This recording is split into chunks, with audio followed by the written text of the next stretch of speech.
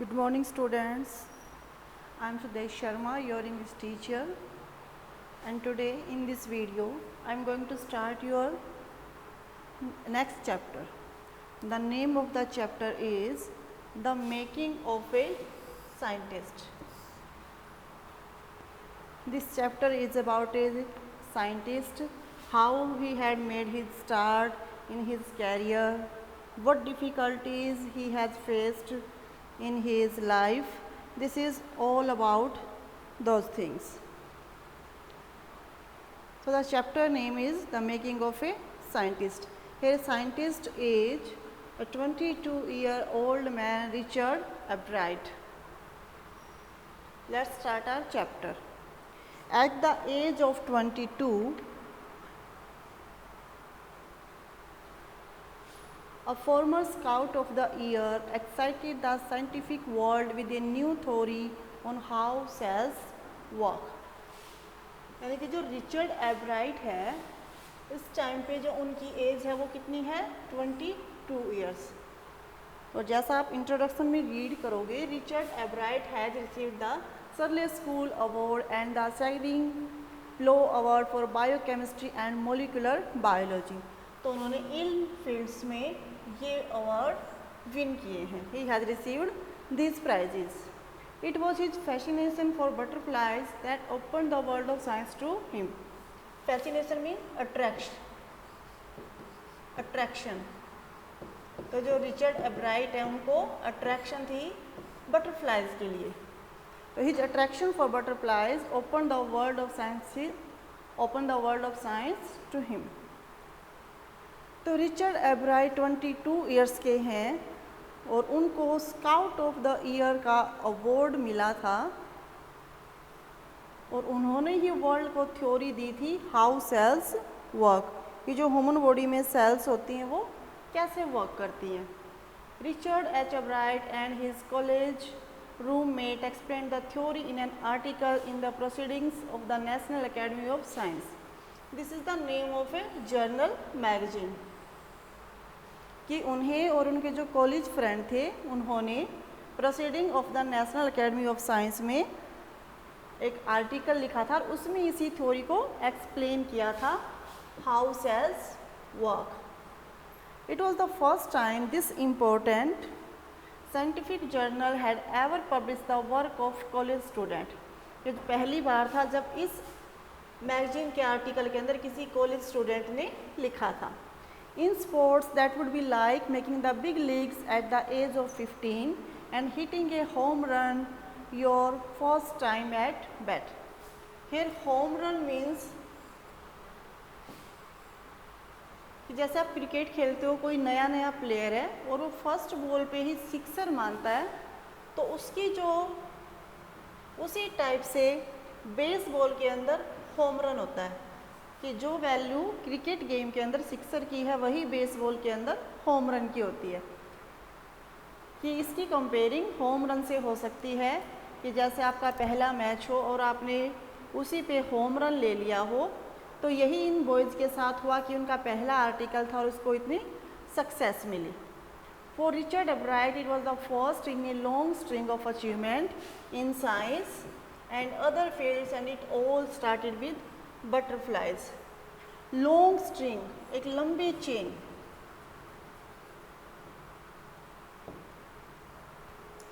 कि जो रिचर्ड एब्राइट हैं उन्होंने साइंस में और दूसरे फील्ड में जो भी सारे वर्क किए उनकी यहाँ से केवल एक स्टार्टिंग होती है और उन्होंने स्टार्टिंग की थी बटरफ्लाइज से. An only child Ebright grew up north of Reading Pennsylvania. There was not much I could do there. तो वो कहाँ रहते थे एब्राइट? पेनिनसुलानिया में, और उनकी जो सिटी है वो है रीडिंग. कि रीडिंग में उनका जो जन्म हुआ था वो ओनली चाइल्ड थे. There was not much I could do there. He said I certainly I could not play football or baseball with a team of one. तो इस पैसेज में बताते हैं कि वो ना तो बेसबॉल खेल सकते थे ना ही फुटबॉल खेल सकते थे क्योंकि वो ओनली चाइल्ड थे, केवल एक थे वो. तो वो केवल एक ही चीज़ कर सकते थे, क्या? कलेक्ट कर सकते थे वो किसी भी चीज़ों को. And he did his collection. So he did, और उन्होंने ऐसा ही किया, एंड डिड ही एवर, और उन्होंने हमेशा ही ऐसा किया। Beginning in kindergarten, एब्राइट collected butterflies with the same determination that has marked all his activities. Kindergarten है इज केजी, यानी कि जो उनकी केजी क्लासेस थी वो, उन्होंने वहीं से बटरफ्लाइज को कलेक्ट करना स्टार्ट कर दिया था, और उनकी डिटर्मिनेशन वही थी जिससे वो सारी एक्टिविटीज करते हैं, यानी कि उसी डिटर्मिनेशन के साथ उन्होंने जो बटरफ्लाइज कलेक्शन है उसको स्टार्ट कर दिया। ही also collected rocks, fossils and coins, तो वो इनको भी कलेक्ट किया करते थे, रॉक्स को, फॉसिल्स को और कॉइन्स को। और फॉसिल्स क्या होते हैं? फॉसिल्स वो डेड प्लांट होते हैं जो फिर हमारे फ्यूल के रूप में यूज़ किए जाते हैं। He became an eager astronomer too, अब ईगर क्या होता है? क्यूरियस, तो वो एक क्यूरियस एस्ट्रोनॉमर भी थे, और कई बार वो स्टार गेजिंग करते थे, स्टार को स्टेयर किया करते थे, उनको देखते रहते थे।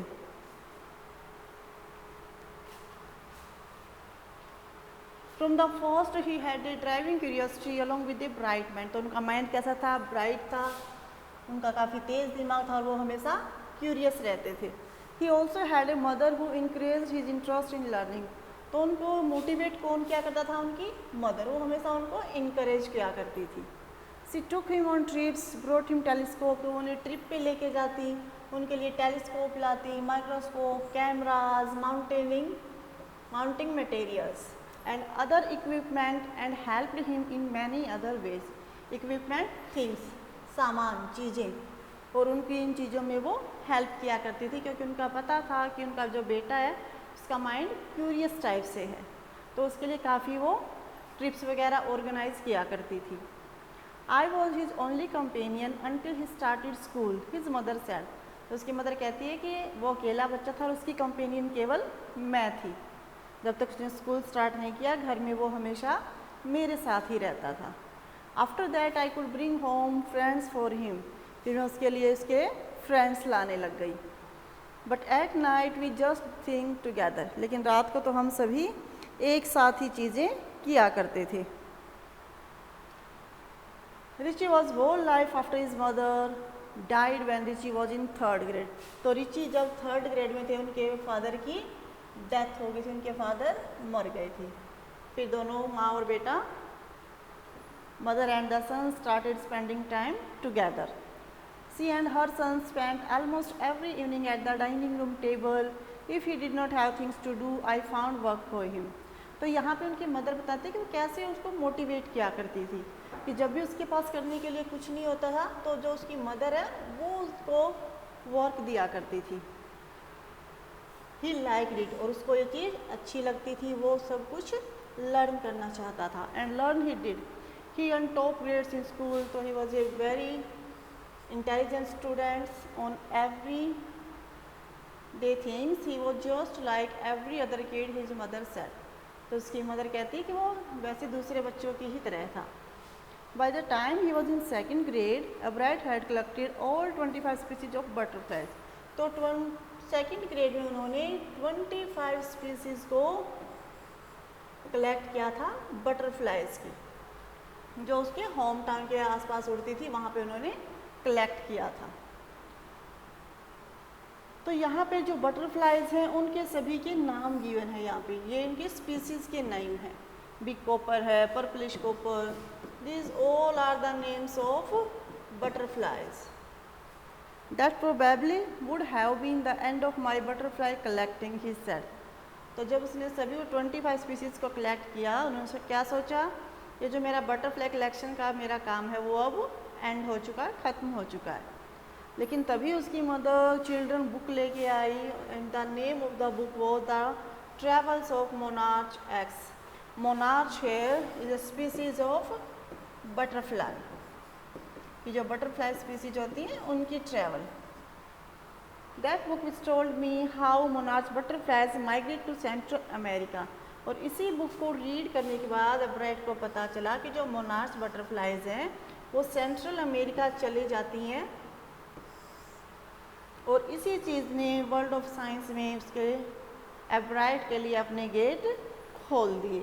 यानी कि इसी बात से उन्होंने इतनी इंस्पिरेशन ली, उन्होंने इस पर इन्वेस्टिगेशन करने की सोचे कि मैं पता लगाऊंगा कि वो कैसे जाती हैं और क्यों जाती हैं। तो at the end of the book readers were invited to help study butterfly migration. तो जो बुक के एंड में पेज था उसके ऊपर गिवन था कि जो रीडर्स हेल्प करना चाहते हैं बटरफ्लाई माइग्रेशन में, वो भाई वहाँ पे कांटेक्ट करें। They were asked to tag butterflies. अब टैग करना क्या होता है कि मान लिया जैसे ये कोई बटरफ्लाई का पंख है, तो इसके ऊपर एक तरह से यहाँ पे टैग लगा दिया जाता, ताकि जिससे पता चले कि वो बटरफ्लाई कहाँ मूव कर रही है, किस डायरेक्शन में वो जा रही है, तो उससे उन्हें सारा पता चल जाता। तो इस तरह से जिन बच्चों को हेल्प करनी थी उनको वहाँ पे इनवाइट किया गया था। Eureka heart of the university of Toronto Canada. तो जो रिसर्च थी, वो जो बुक थी, वो किस रिसर्च कौन कर रहा था बटरफ्लाई पे? Doctor Frederick. तो उनकी हेल्प की जानी थी टैग लगा के। Abrived mother wrote to Dr. Rebecca Hart and soon Abrived was attaching light adhesive tags. Adhesive होता sticky.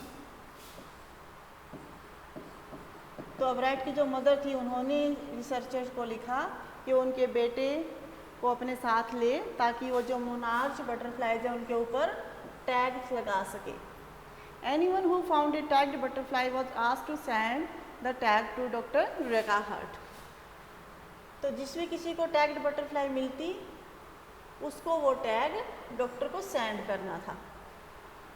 The butterfly collecting season round Reading last 6 weeks in late summer. तो जो बटरफ्लाई कलेक्टिंग सीजन था, Reading जहाँ पे अब्राइट रहता था वहाँ पे समर के लास्ट में 6 वीक में चलता था वो सीजन। उस टाइम पे बटरफ्लाइज को कलेक्ट किया जाता था।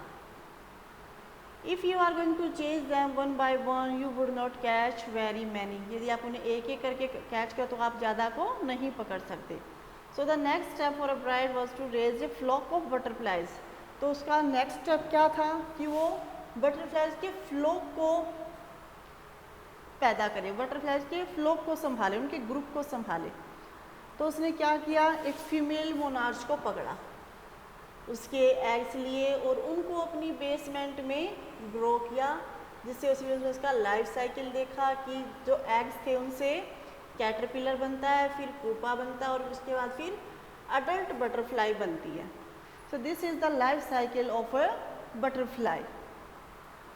Then he would tag the butterfly, फिर उन बटरफ्लाई को टैग करता एंड लेट देम गो, और फिर उन्हें जाने देता।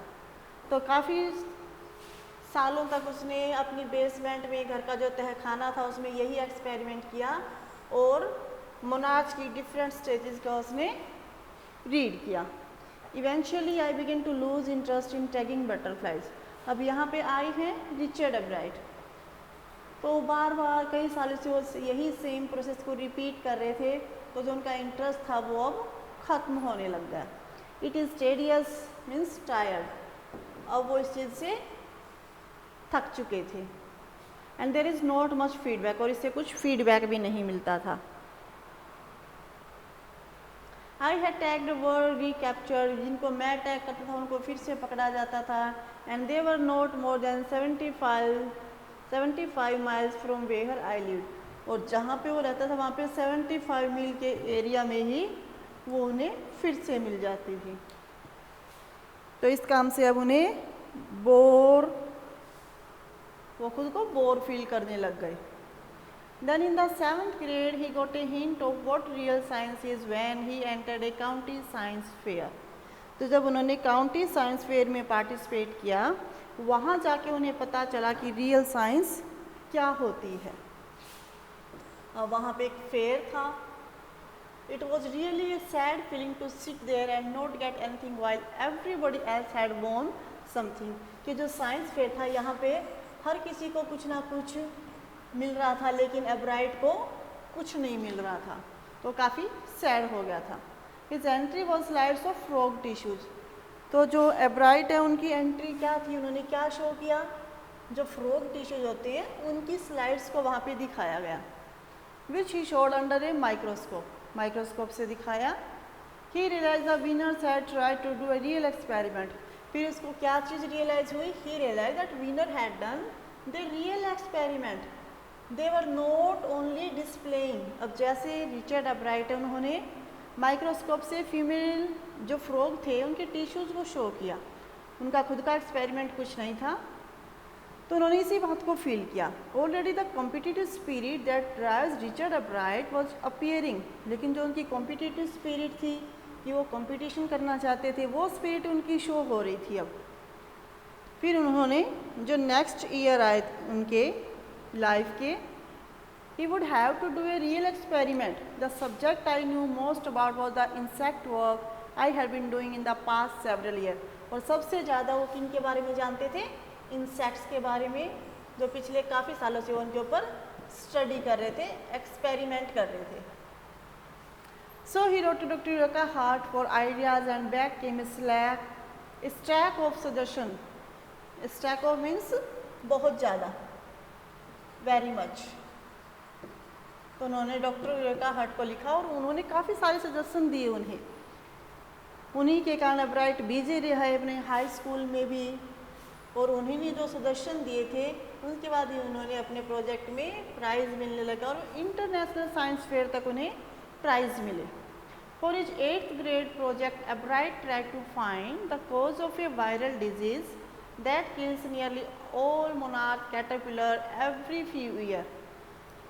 तो जो उनका 8th grade का प्रोजेक्ट था, उनमें उन्होंने क्या ढूंढने की कोशिश की? वो काज, वो कारण जो कि वायरल डिजीज़ के लिए होता है, जिसके कारण काफ़ी जो मोनार्च कैटरपिलर हैं वो हर रोज़ हर साल मर जाते हैं। Ebright thought that the disease might be carried by a beetle. Beetle here is an insect. तो अब्राइट ने सोचा कि ये इंसेक्ट के कारण होता है, बीटल एक इंसेक्ट है। I did not get any real result, he said, but I went ahead and showed that I had tried the experiment. This time I won. तो उन्होंने बीटल के साथ अपने एक्सपेरिमेंट को करके दिखाया और इस बार उन्हें वो प्राइज मिला। The next year his science fair project was testing the theory that viceroy butterflies copy monarchs. Viceroy butterflies, a species of butterfly. ये दोनों ही स्पीसीज हैं। तो साइंस फेयर के अगले प्रोजेक्ट में रिचर्ड अब्राइट ने ये थ्योरी को टेस्ट किया कि जो वाइसराय बटरफ्लाई हैं वो मोनार्च को कॉपी करती हैं, उनकी नकल करती हैं। The theory was that viceroy look like monarch because monarch don't taste good to birds. अब थ्योरी क्या थी कि जो वाइसराय बटरफ्लाई हैं वो मोनार्च के जैसे दिखाई देती हैं, और जो मोनार्च होता है उनका टेस्ट बर्ड्स को अच्छा नहीं लगता, इसलिए अच्छा नहीं लगता तो जो वाइसराय बटरफ्लाई क्या कोशिश करती है कि वो मोनार्च के साथ साथ चले, जहाँ पे मोनार्च जाती है वो वहीं पे जाए। How is the monarch butterfly talk? This is monarch, monarch butterfly और this is viceroy. So the more they look like monarch, तो जो वाइसराय बटरफ्लाई है अगर वो मोनार्च की जैसी दिखेंगी तो बर्ड्स उनको नहीं खाएंगे। Ebright project was to see whether in fact birds would eat monarch. तो अब्राइट का जो प्रोजेक्ट था वो यही उसके अंदर चेक करना था कि क्या जो बर्ड है वो मोनार्च को खाते हैं। तो उन्होंने एक स्टार्लिंग होता है सरप्राइजिंग, जो काफ़ी सरप्राइज करे।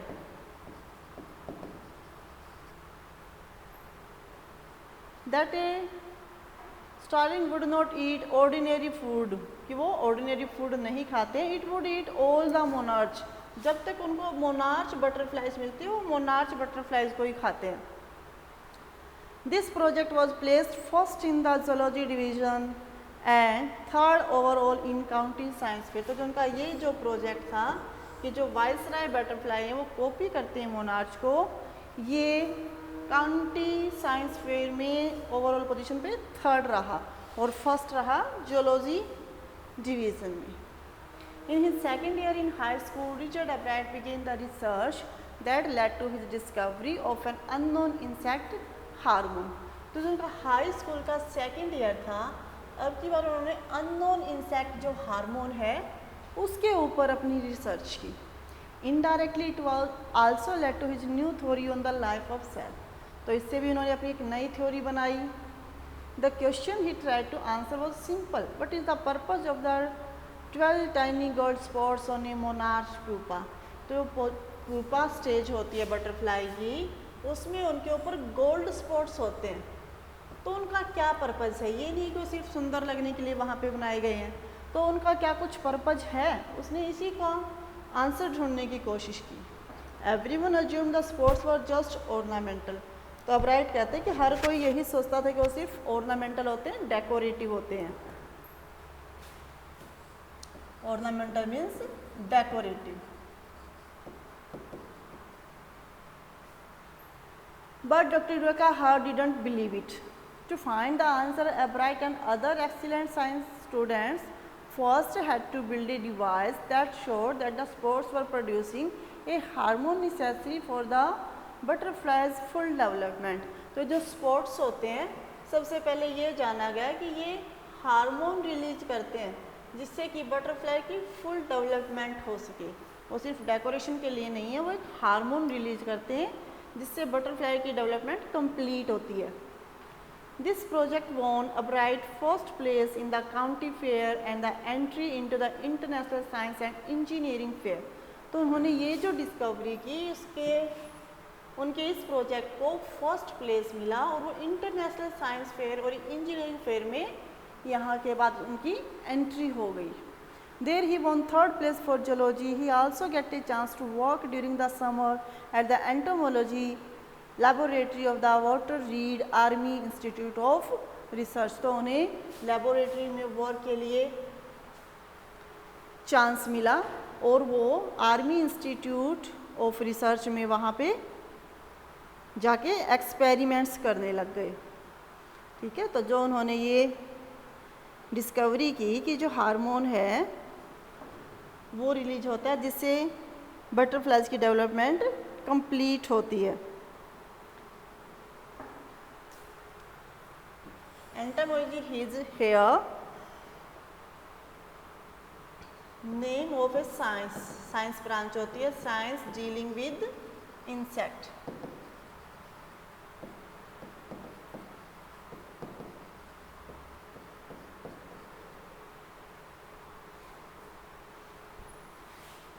ठीक है. As a high school junior Richard Albright continued his advanced experiment at the monarch pupa.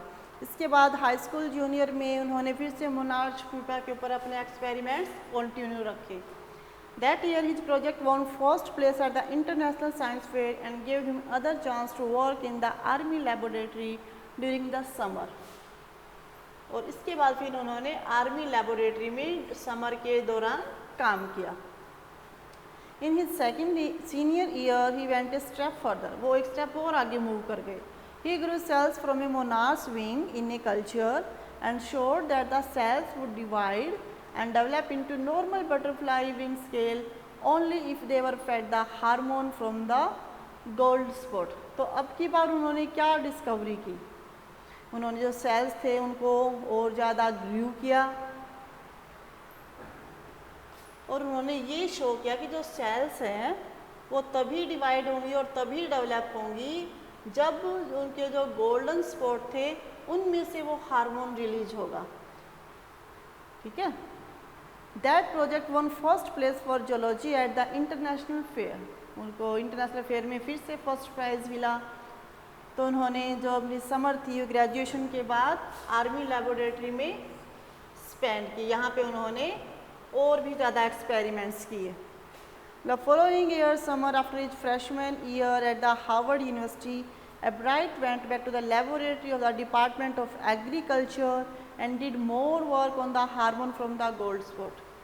तो आगे वाले साल में उन्होंने हार्वर्ड यूनिवर्सिटी में वो फ्रेश थे, यानी कि वहाँ पे उन्होंने एडमिशन लिया और वहाँ पे उन्होंने और भी ज़्यादा एक्सपेरिमेंट किए. गोल्ड स्पॉट से जो हार्मोन रिलीज होता है उसके ऊपर काफ़ी एक्सपेरिमेंट्स किए. Using the laboratory sophisticated instrument he was able to identify hormones chemical structure. Sophisticated means complicated. कि वहाँ पे जो काफ़ी सारे इंस्ट्रूमेंट्स थे उनकी हेल्प से उनके केमिकल स्ट्रक्चर के बारे में इंफॉर्मेशन ली। A year and half later during his junior year Ebright got the idea for his new theory about cell life. तो सेल लाइफ पर उन्होंने नई थ्योरी दी। It came while he was looking at X-ray photos of the chemical structure of a hormone. तो जो hormone insect है उसके फिर उन्होंने एक्सरे को देखा। When he saw those photos, he did not shout, "Wake up!" or even I have got it. कि वो एकदम से सरप्राइज से खुशी से नहीं बोले, but he believed that along with his finding about insect hormone, the photos gave him the answer to one of biology puzzle. लेकिन वो क्या बिलीव करते थे कि जो भी सब कुछ उन्होंने रिसर्च की है हार्मोन्स के बारे में और यही सारी फ़ोटो बायोलॉजी पजल है उनका आंसर देती हैं। How the cell can read the blueprint of its DNA. ये जो डीएनए होता है उसको उसके ब्लूप्रिंट को कैसे रीड किया जा सकता है। DNA is the substance in the muscles of a cell that controls heredity. तो जो डीएनए वो क्या होता है, ये सब्सटेंस होता है जो सेल के न्यूक्लियस में होता है और हेरिडिटी को, जो हमारे हार्मोन से हमें आता है, हमारे जीन से हमें हमारे पेरेंट्स की हेरिडिटी मिलती है, उसको कंट्रोल करती है। It determines the form and function of the cell. तो ये फंक्शन को डिटरमाइन करती है। This DNA is the blueprint for life. तो लाइफ के लिए डीएनए क्या है, एक ब्लूप्रिंट है। Ebright and his college roommate James R Wong worked all that night drawing picture and constructing plastic models of molecules to show how it could happen. तो एब्राइट और उनके जो कॉलेज रूममेट थे जेम्स आर वोंग, उन्होंने सारी pictures को collect किया और उन्होंने फिर क्या बनाया, प्लास्टिक मॉडल बनाए मॉलिक्यूल्स के, ये शो करने के लिए कि जो डीएनए है वो ब्लूप्रिंट कैसे है लाइफ का। How DNA is the blueprint of life. Together they wrote the paper that explain the theory. उन्होंने साथ में एक लेटर भी लिखा है, एक पेपर पे अपना आर्टिकल भी लिखा है। Surprising no one who knew him Richard Ebright graduated from Harvard with highest honour. उन्हें सबसे ज़्यादा वहाँ पे ऑनर्स मिले, उनको प्राइज़ दिए गए थे और वो उनकी जो क्लास थी इतने स्टूडेंट्स की थी उसमें सेकंड थे। एब्राइट went on to become a graduate student researcher at Harvard Medical School. There he began doing experiment to test his theory. उसके बाद फिर वो ग्रेजुएशन के लिए हार्वर्ड मेडिकल स्कूल में गए और फिर वहाँ पे उन्होंने अपनी थ्योरी को टेस्ट किया। If the theory proves correct, it will be a big step toward understanding the processes of life. यदि जो उनकी थ्योरी थी वो सही होती तो वो जो लाइफ के प्रोसेस होता है लाइफ का, उसको अंडरस्टैंड करने में हेल्प करते। It might also lead to new ideas for preventing some times of cancer and other disease. तो हमें इन डिजीज़ के बारे में भी काफ़ी कुछ इंफॉर्मेशन देती।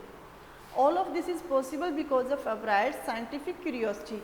और ये सब कुछ जो एब्राइट की क्यूरियोसिटी है उसी के कारण पॉसिबल हुआ। His high school research into the purpose of the spores on a monarch pupa eventually led him to his theory about cell life. तो उन्होंने मोनार्च प्यूपा के जो स्पोर्स थी उसके बारे में जो थ्योरी दी थी उसी पे बेस्ड फिर उन्होंने सेल लाइफ की थ्योरी दी थी। ठीक है, तो उसी से उन्हें इंस्पिरेशन मिली। He got inspiration from the theory of the spores on a monarch pupa. Richard Ebright has been interested in science since he first began collecting butterflies. तो स्टार्टिंग में जब बटरफ्लाइज को कलेक्ट करना स्टार्ट किया था उसी time से उनका इंटरेस्ट था, but not so deeply that he hasn't time for other interest. लेकिन वो इतना डीप नहीं था कि उन्हें और चीज़ के लिए टाइम ही ना मिले। He became a champion debater and public speaker and a good canoeist and all around outdoor person. तो वो काफ़ी ऑलराउंडर थे। He is also an expert photographer, particularly of nature and scientific exhibit. तो जब कोई भी चीज़ किसी चीज़ का एग्जीबिशन किया जाता या फिर नेचर की फ़ोटोज़ वगैरह लेनी होती तो उसमें एक्सपर्ट थे। इन high school Richard एब्राइट was straight a student. High school में वो सिर्फ एक स्टूडेंट थे। Because learning was easy, he turned a lot of his energy towards the debating and Model United Nations clubs. He also found someone to admire, Richard A. Weir. तो ये उनके admirer थे. His social studies teacher, उनके teacher भी थे, and adviser to both club, और वो इन दोनों क्लब को एडवाइज़र भी थे. ठीक है, इन दोनों क्लब के अंदर रिचर्ड एब्राइट ने काम किया और इसमें साथ में उनके ये सोशल साइंस, सोशल स्टडीज़ के टीचर थे. He open my mind to new idea. तो ब्राइट क्या कहते हैं कि जो टीचर थे उन्होंने उनके माइंड को नए आइडियाज़ के लिए ओपन किया. Richard would always give that extra effort, mister Weir said. तो टीचर यही कहते थे कि रिचर्ड हमेशा एक्स्ट्रा करने की कोशिश करता है. What teased me was this region who put in 3 or 4 hours at night during these debate research beside doing all this research with butterflies and his other interest. कि उन्हें किस चीज़ से ज़्यादा प्लीज होता था, किससे उन्हें खुशी मिलती थी कि ये जो पर्सन है जो अपने 3 और 4 घंटे रात के डिबेट रिसर्च के दौरान वो करने में स्पेंड करते हैं या फिर बटरफ्लाइज के साथ अपने जो रिसर्च है उसको कंटिन्यू करने के लिए स्पेंड कर सकता है, उसी से मुझे भी एक्स्ट्रा करने की इंस्पिरेशन मिलती है. रिचर्ड वॉज कॉम्पिटिटिव, तो कंपटीशन में रहते थे, but not in a bad sense. He explain Richard was not interested in winning for winning sake. कि जो रिचर्ड पार्टिसिपेट करते थे वो सिर्फ जीतने के लिए नहीं करते थे या फिर वो प्राइज़ लेने के लिए नहीं करते थे. Rather he was winning because he wanted to do the best job he could. तो वो क्या करने के लिए करते थे, अपना बेस्ट देने की कोशिश करते थे. For the right reason he wanted to be the, for the right reasons he want to be the best. वो बेस्ट होना चाहते थे. And that is one of the ingredients in the making of a scientist. Start with a first rate mind. और जो अगर आपको scientist बनना है तो उसकी मेकिंग में सबसे फॉरमोस्ट थिंग क्या है, फर्स्ट रेट माइंड. आपका माइंड अच्छे से होना चाहिए, क्यूरियस माइंड होना चाहिए, आपके अंदर क्यूरियोसिटी होनी चाहिए.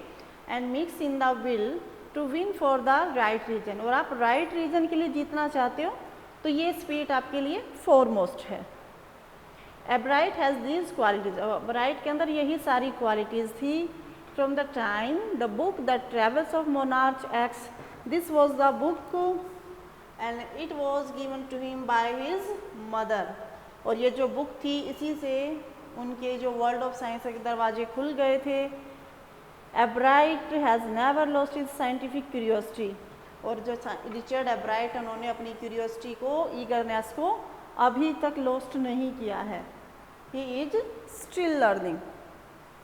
तो स्टार्टिंग से उनका जो माइंड है काफ़ी क्यूरियस रहा और लास्ट तक इसी क्यूरियोसिटी ने उनको इतना सक्सेसफुल साइंटिस्ट बनाया.